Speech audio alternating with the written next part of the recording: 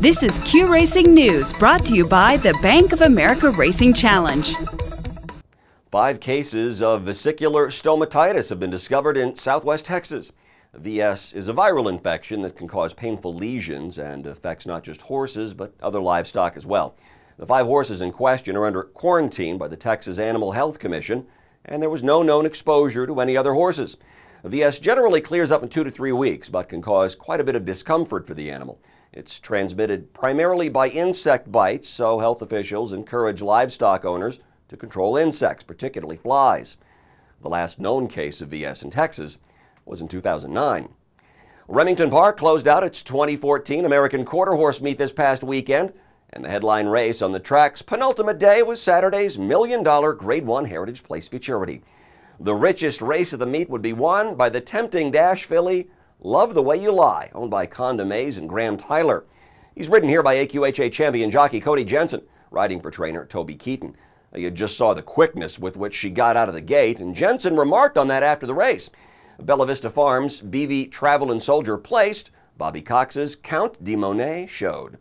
Big upset that night in the $250,000 Grade 1 Remington Park Invitational Championship. Bon Accord went off at 16-1 against the likes of Lano Cartel, Feature Hero, and Dashmaster Jess. The 4-year-old stallion stopped the clock in 21.100 seconds at 440 yards.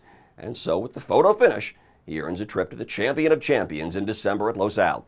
Lano Cartel finished second by a nose, and BF Farm Boy crossed the finish line third, but was DQ'd for interference out of the gate, so Jody Pop Zoomer would show.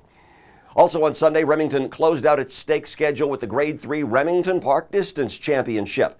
Salvador Pimienta's Emperor Valerian earned the 870-yard victory with Ricky Ramirez in the irons for trainer Brandon Muniz. And Remington announced its 2014 meet leaders. Champion jockey is once again G.R. Carter Jr. This is his 17th Remington title and 11th straight. Eddie Willis is the winner of the year's Jack Brooks Award as champion trainer. He had 51 wins, 20 more than the second-place finisher.